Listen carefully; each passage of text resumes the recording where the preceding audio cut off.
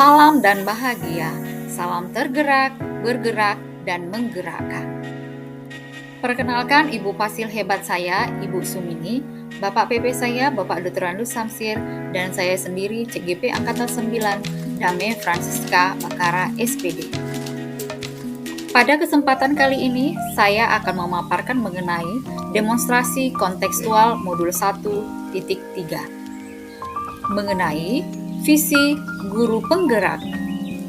Untuk merumuskan visi guru penggerak dapat menggunakan pendekatan inquiry apresiatif. Pendekatan ini mengidentifikasi hal baik yang telah ada di sekolah dan mencari tahu bagaimana hal tersebut dapat dipertahankan dan memunculkan strategi untuk mewujudkan perubahan ke arah yang lebih baik.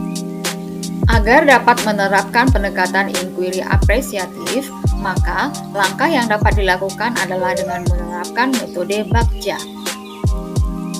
Bagja terdiri dari B. Buat pernyataan utama, A. Ambil pelajaran, G. Gali mimpi, J. Jabarkan rencana, dan A. Atur eksekusi. Buat pertanyaan utama berisi tentang pertanyaan-pertanyaan untuk menentukan arah penelusuran. Ambil pelajaran dimaksudkan untuk memandu bagaimana pengalaman positif dari individu, kelompok, atau komunitas lain yang akan dijadikan sebagai pembelajaran di sekolah. Gali mimpi berupa narasi keadaan ideal jika prakarsa telah terwujud. Jabarkan rencana dapat mengidentifikasi tindakan-tindakan yang akan dilakukan. Dan selanjutnya, atur eksekusi yang dapat membantu transformasi rencana menjadi nyata. Visi guru penggerak yang saya buat adalah membentuk generasi berkarakter dalam mewujudkan nilai profil pelajar Pancasila dengan berlandaskan akhlak mulia. Untuk mewujudkan visi saya tersebut, maka saya membuat prakarsa perubahan, yaitu mewujudkan kreativitas siswa di dalam proses pembelajaran dengan menggunakan media pembelajaran yang menyenangkan. Adapun tahapan Bagja yang saya buat, yaitu yang pertama, buat pertanyaan utama. Pertanyaannya adalah, bagaimana cara untuk mewujudkan peserta didik yang kreatif?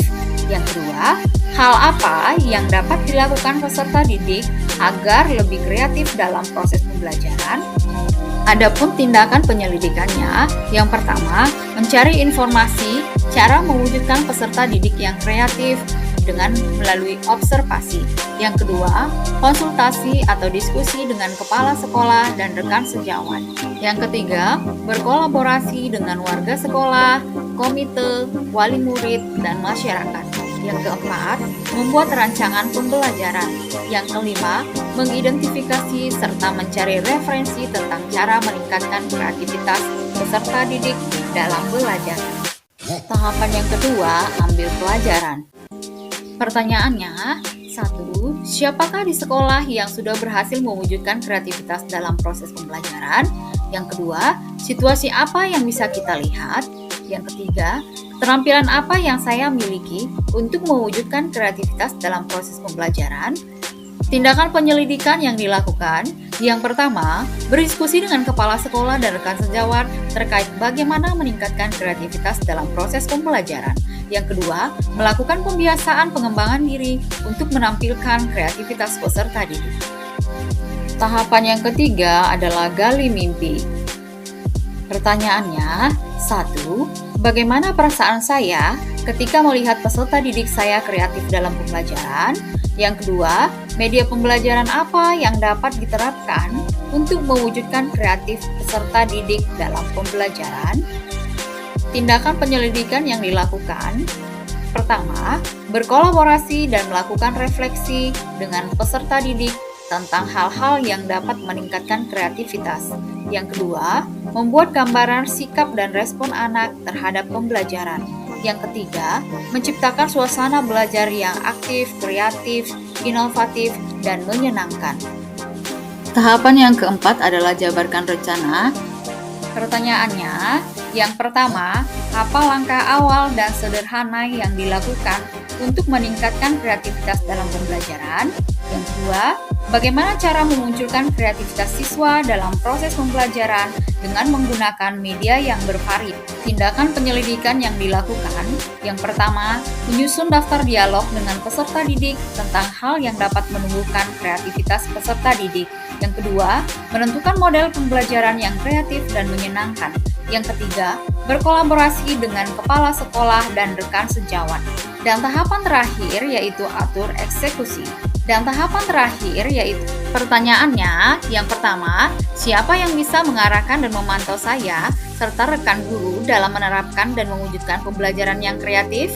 Yang kedua, bagaimana yang kita lakukan dapat terus berjalan dan ditingkatkan? Yang ketiga, kapan pembelajaran kreatif dilaksanakan? Yang keempat, bagaimana solusi jika ada kendala dalam penerapan pembelajaran yang kreatif? Tindakan penyelidikan yang dilakukan. Yang pertama, berdiskusi dengan kepala sekolah serta rekan guru untuk membuat daftar supervisi. Yang kedua, berkolaborasi bersama seluruh warga sekolah, orang tua, dan komite. Yang ketiga, menggunakan media pembelajaran yang lebih kreatif di dalam proses pembelajaran.